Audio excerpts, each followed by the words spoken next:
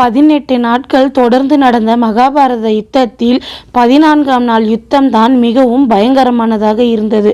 14ஆம் நாள் யுத்தம் குருஷேத்திர யுத்த களத்தையே நடுங்க வைத்தது.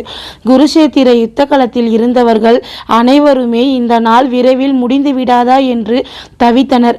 அந்த அளவிற்கு யுத்தம் மிகவும் பயங்கரமானதாக இருந்தது. யுத்த களத்தில் இருந்த ஒவ்வொரு வீரனுக்கும் 14ஆம் நாள் யுத்தம் நீண்ட நேரம் தொடர்வது போல் இருந்தது. அர்ஜுனன் மிகவும் பயங்கரமாக யுத்தம் செய்தான். அபிமன்யுவின் மரணம் அர்ஜுனன் மனதில் இருந்த தயக்கங்கள் அனைத்தையும் அழித்துவிட்டது.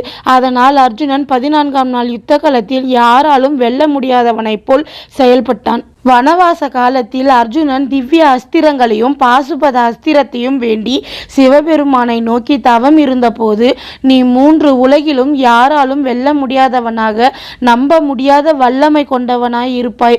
உன்னை எதிர்கொள்வது என்பது அசாதாரணமான செயலாக இருக்கும். 3 உலகத்தைச் சேர்ந்த எந்த படையாலும் உன்னை வெற்றி கொள்ள முடியாது என்று சிவபெருமான் அர்ஜுனனை ஆசீர்வாதம் செய்தார்.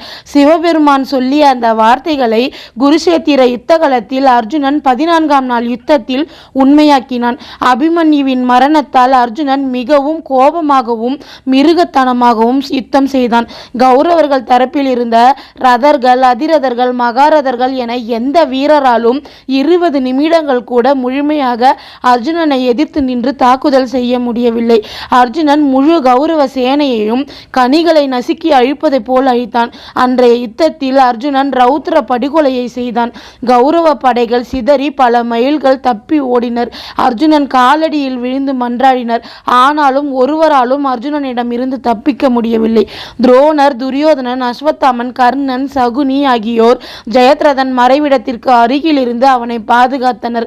அர்ஜுனனின் பயங்கரமான தாக்குதலால் பயந்து போன கௌரவ தரப்பு வீரர்களுக்கு யுத்தத்தின் 14ஆம் நாள் முடிவில்லாத நாளாக தோன்றியது.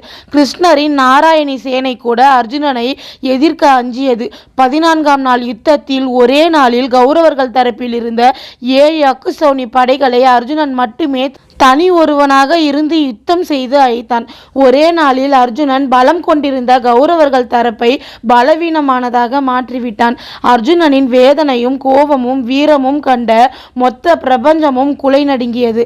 மரண தேவனான யமதர்மனின் கடமையை 14ஆம் நாள் யுத்த களத்தில் அர்ஜுனன் தனக்கானதாக ஏற்றுக்கொண்டு கண்ணிமைக்கும் நொடியில் அதிக எண்ணிக்கையில் எண்ண முடியாத அளவில் வீரர்களை கொன்றான். குருஷேத்திர யுத்த களத்தில் படுகொலைகளின் தாண்டவத்தை உருவாக்கினான் அர்ஜுனன்.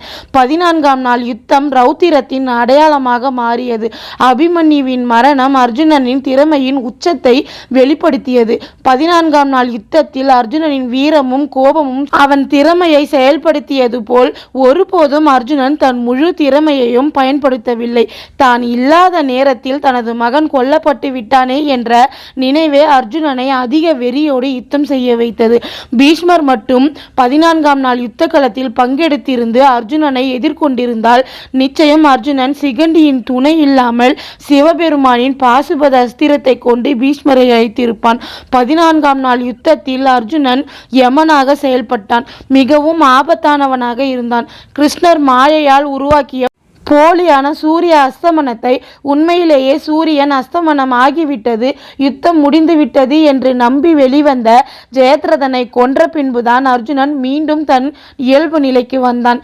ஜெயத்ரதன் வதம் நடைபெறாத வரை அர்ஜுனன் யுத்த களத்தில் மரணத்தால் படைக்கப்பட்டவன் போல் அழிவை உருவாக்குபவனைப் போல் பயங்கரமானவனாக செயல்பட்டான். அவன் அழிவுகளை உருவாக்குவதற்காக படைக்கப்பட்ட அழிவின் கடைசி புள்ளியாக செயல்பட்டான். இது போல சுவாரஸ்யமான தகவலை தெரிஞ்சுக்கணும்னு ஆசைப்பட்டீங்கன்னா என்னோட சேனலை சப்ஸ்கிரைப் பண்ணுங்க ஃப்ரெண்ட்ஸ்.